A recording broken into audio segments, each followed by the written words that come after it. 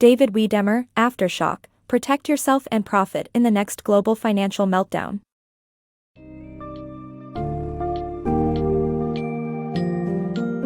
In the book Aftershock, Protect Yourself and Profit in the Next Global Financial Meltdown, David Wiedemer dispels the conventional belief that excessive consumer borrowing was the main cause of the 2008 financial crisis. Instead, he highlights the growing income disparity between the rich and the middle class as the primary culprit. This introduction aims at providing a snapshot of the key themes tackled in the book, including the historical fluctuations in income levels and the effects of globalization and technological advancement on the economy. The book's summary delves into the importance of a working middle class for a thriving economy and the need to re-establish the basic bargain that links wages with overall improvements.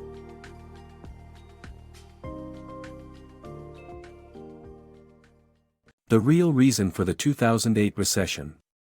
The 2008 recession was not caused by excessive borrowing, but by the growing income disparity between the rich and middle class in the U.S. While massive mortgage lending did contribute to the speculative bubble in real estate, high debt was only a symptom of the recession. Middle-income wages failed to keep up with a growing economy, leading to borrowing as the only way to maintain living standards.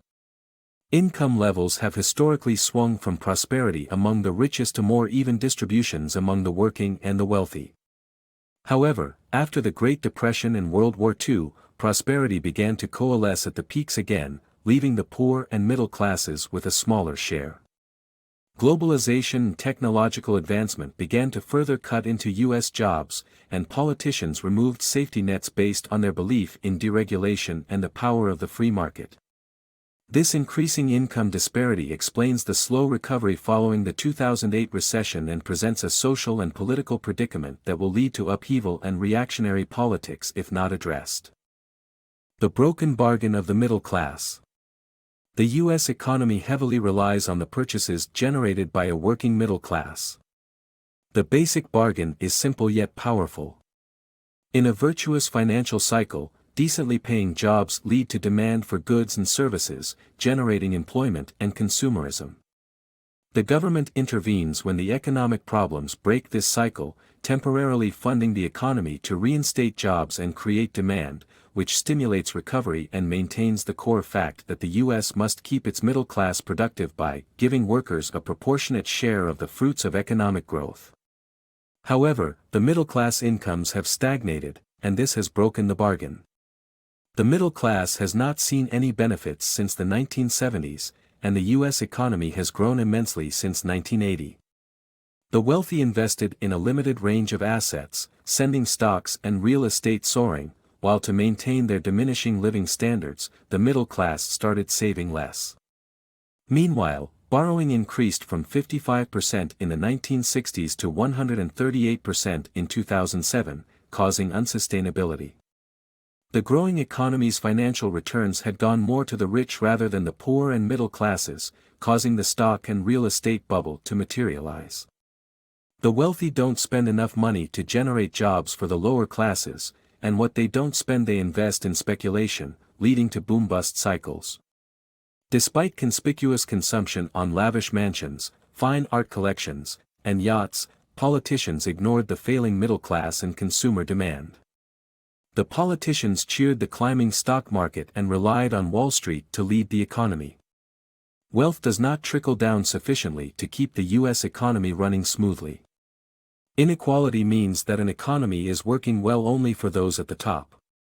Worse, extreme inequality means it is not working at all for the 60% of people who are well below the top tier, and are unable to achieve their potential or enable their children to do so.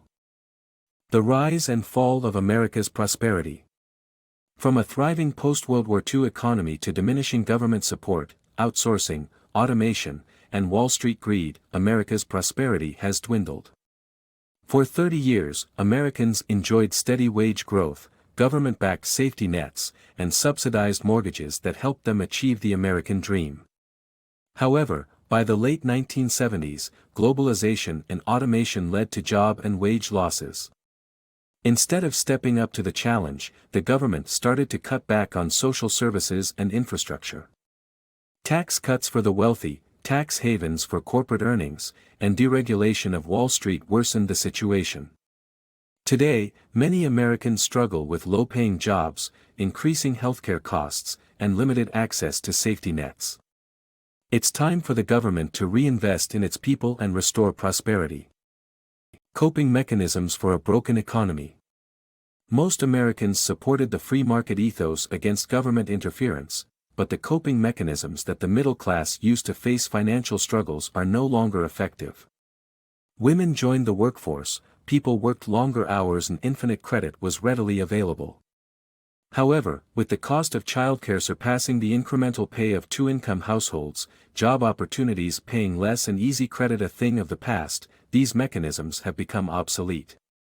Americans are now abandoning their debts, working later in life, and adding more strain to an already stretched job market. America cannot succeed if the basic bargain at the heart of our economy remains broken. The generational memory of experiences with poverty and prosperity are now lost, and finding new solutions to the country's economic troubles will require a new approach. Economic tensions threaten American democracy. Economic tensions can cause political and social unrest, which could jeopardize American democracy. The strain on the economy may weaken the consumer economy, and calls to reduce living standards may generate further anxiety. Research shows that increased unemployment rates are linked to rising suicide rates.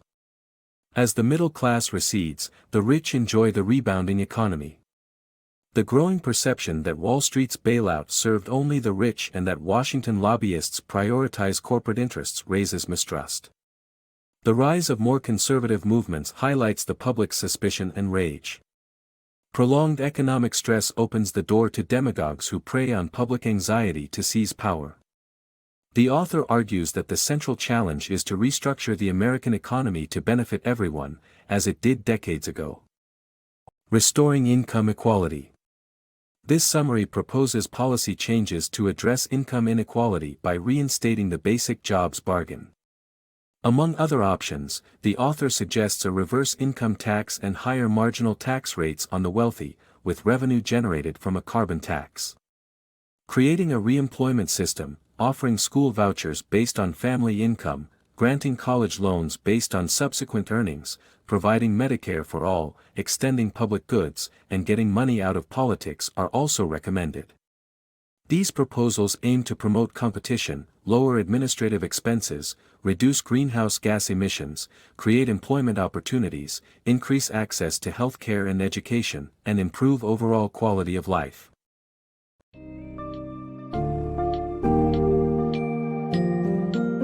In conclusion, Wiedemer emphasizes the urgency of addressing the increasing income disparity and its connection to the 2008 recession and subsequent slow recovery.